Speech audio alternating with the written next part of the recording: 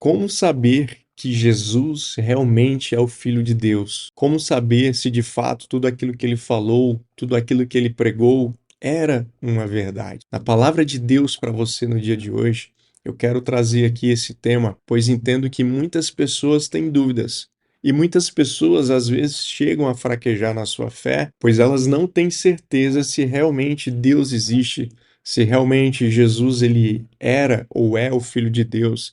Enfim, são algumas dúvidas, alguns questionamentos que pairam sobre a sua vida, sobre a sua fé e que até certo ponto às vezes é normal. Afinal de contas, nós seres humanos somos muito desconfiados das coisas. A gente precisa ver, a gente precisa sentir para poder crer. Somos um pouco Tomé, não é verdade? A gente precisa tocar, a gente precisa de fatos. Às vezes a gente precisa da ciência para poder ter algumas percepções. Mas eu quero dizer para você que em relação a Deus, a sua existência, a sua palavra, a sua vinda ao mundo, a sua segunda vinda, aquela que nós estamos esperando, tudo isso pode ser testificado de uma outra forma. E para que você entenda essa forma, obviamente você precisa desenvolver a fé no seu coração. Mas ela não é uma fé tola. Ela é uma fé racional, ela é uma fé baseada, sim, em evidências. E para que você entenda um pouco do que eu estou falando, eu quero te convidar a ler comigo. Evangelho de Mateus, nós vamos ler o capítulo 11,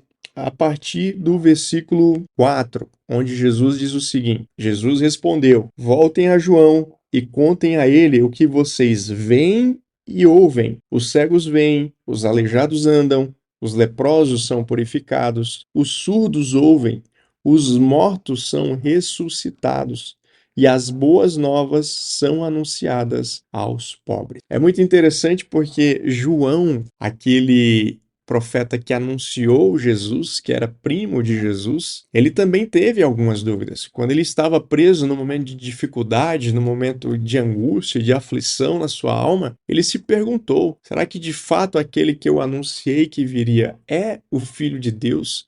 Será que ele é o Messias? Será que ele é o Salvador? Será que ele é aquele que vai nos tirar de toda essa situação, vai nos levar para uma vida eterna com ele, para governar com ele? Então, como eu disse para você, é normal nós sentirmos isso, principalmente em momentos de angústia, de aflição, de dor, onde nós não observamos ou não conseguimos enxergar aquilo que precisa ser enxergado devido às aflições do nosso coração, devido àquilo que está ocupando a nossa mente, os nossos olhos. E aí João manda alguns discípulos para encontrarem com Jesus e perguntarem se de fato ele era o Messias. E é interessante que Jesus dá uma resposta onde, humanamente falando, eles poderiam comprovar que se tratava de uma verdade. Jesus fala para eles: olha, diga a João o que vocês estão vendo e o que vocês estão ouvindo. Então perceba que Jesus traz um apontamento não de algo que seria fruto de uma imaginação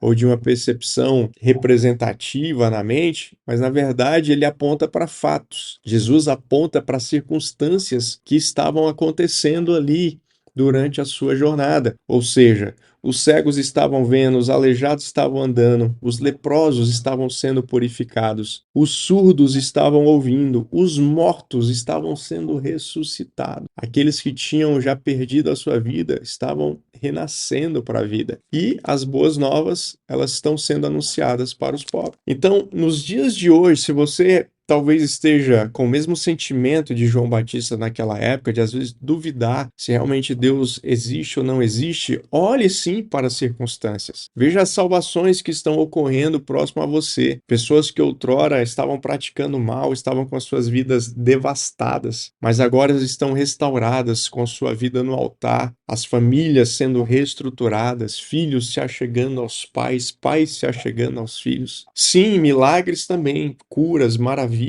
Pessoas com enfermidades que a ciência atual não consegue curar, mas através de uma oração, através de um milagre divino, essas pessoas, elas voltam a andar, elas são curadas de câncer, elas voltam a enxergar, elas voltam a viver de uma forma a qual a ciência já não consegue mais proporcionar para ela. Então, sim, os sinais eles estão aí e eles são visíveis e eles testificam que Jesus é o Filho de Deus, testificam que nós temos um Deus vivo, um Deus que responde. Nós temos também o Espírito que age, que intercede por nós, que ouve as suas orações e que manda a resposta do céu para as nossas vidas. Querido, a palavra de Deus para você no dia de hoje é para que você continue crendo, é para que você continue buscando a presença de Deus na sua vida. Não se baseie apenas no intelectual, no seu achismo ou no seu entendimento ou nas ferramentas que você possui, mas olhe ao seu redor, olhe para as circunstâncias factíveis, olhe para aquilo que é empírico, que você consegue ver, que você consegue ouvir, testemunhos de conversão, testemunhos de cura, testemunhos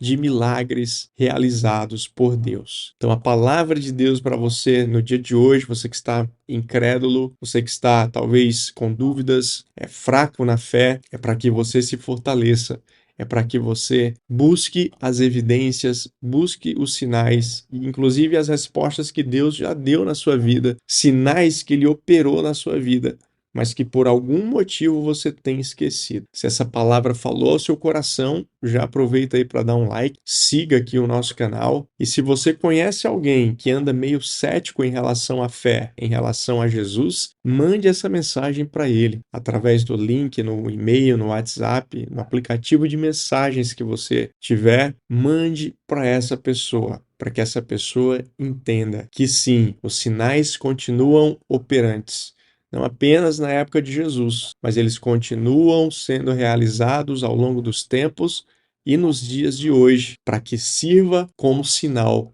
para que sirva como testemunho, para que as pessoas creiam que sim, que Jesus existe, que Ele é o Filho de Deus e que Ele continua operando prodígios, sinais, milagres e maravilhas.